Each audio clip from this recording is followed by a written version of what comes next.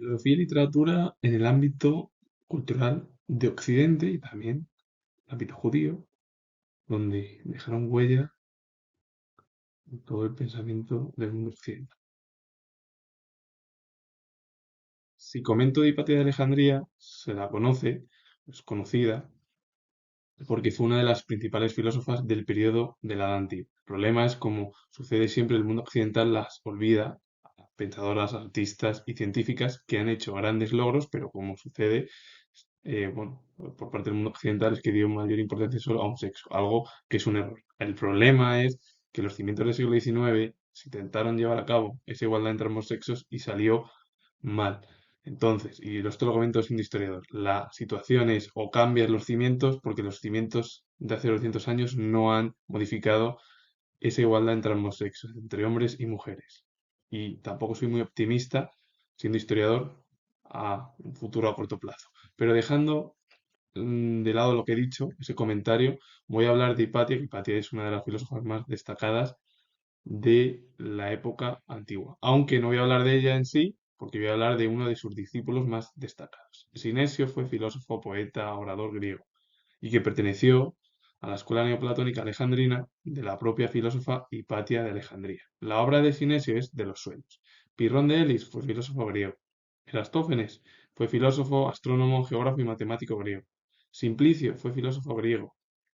Xenófones de Colofón fue filósofo griego, fundador de la escuela eleática, que eleática corresponde a aquellos que nacieron en la ciudad de Elea, una ciudad que se encontraba al suroeste de lo que es la actual Italia.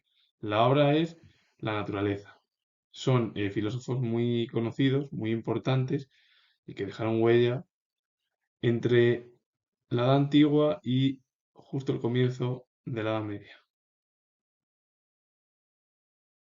Continúa hablando de filósofos, escritores e historiadores. Teócrito fue poeta griego, creador de la poesía pastoril, la obras idilios, de las más importantes del propio escritor griego. Aristóbulo fue filósofo judío de Alejandría. Apolodoro fue historiador y gramático griego. Se le atribuyó un famoso compendio de mitología griega y se le conoció como Biblioteca de Apolodoro. Arato fue poeta y astrónomo griego. La obra es Fenómenos, hablando de la fenomenología de Husserl, de la filosofía del propio Husserl y luego muchos de los filósofos que hablaron a finales del siglo XIX y también del siglo XX sobre los fenómenos. Bueno, pues eso ya lo realizaron escritores, filósofos, incluso historiadores en la antigua Grecia. Taciano fue apologista agnóstico, se convirtió al cristianismo e influido por San Justino. La obra es Discursos de los griegos. Y Valentín también fue gnóstico de origen egipcio. Han sido grandes pensadores, escritores e historiadores del periodo antiguo en el mundo occidental. En el año 476 cayó el Imperio Romano de Occidente y comenzó un nuevo periodo, la Edad Media, en el mundo occidental o europeo. En la Edad Media tuvo mayor influencia el pensamiento religioso, de ahí que muchos de los pensadores hablasen de religión o incluso en la escritura o en el arte, y el Imperio Romano de Oriente, que luego se llamó Bizancio, cayó en el año 1453, 1000 años después. 1453 comenzó la Edad Moderna en Europa.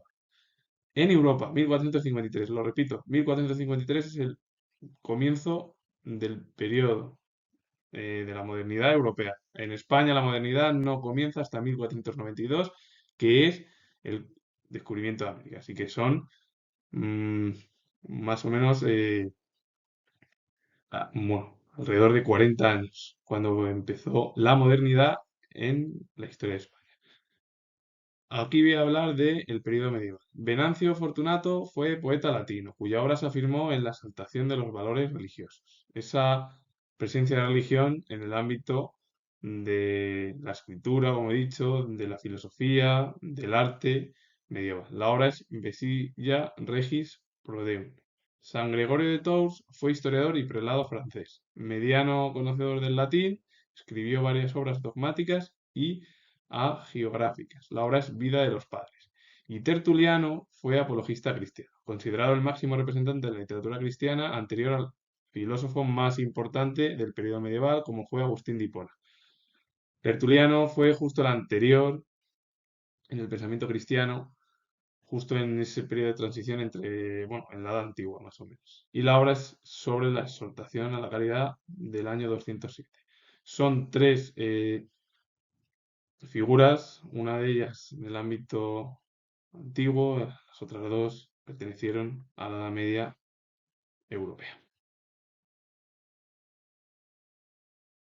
El pensamiento judío es muy importante por la mayor presencia de Israel en Oriente Medio y por sus alianzas con Estados Unidos y todo el mundo occidental. En este caso voy a hablar de un judío español, hebraico español, Abraham Ibn Ezra, que fue polígrafo hebraico español que realizó varios desplazamientos por España, Europa y el norte de África, considerado uno de los judíos españoles de formación enciclopédica, y su obra se centró en diversos temas.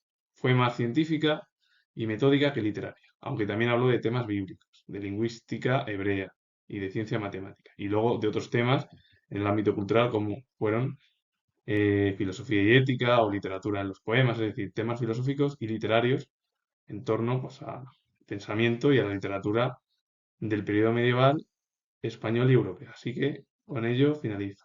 Comento que soy historiador y si os gusta este vídeo relacionado con la cultura en la Edad Antigua, en la Edad Media o incluso el pensamiento judío español que dejó huella y que es olvidado en nuestro país. Si os ha gustado, pues darle a like, suscribiros, comentar. Repito que soy historiador y os mando saludos.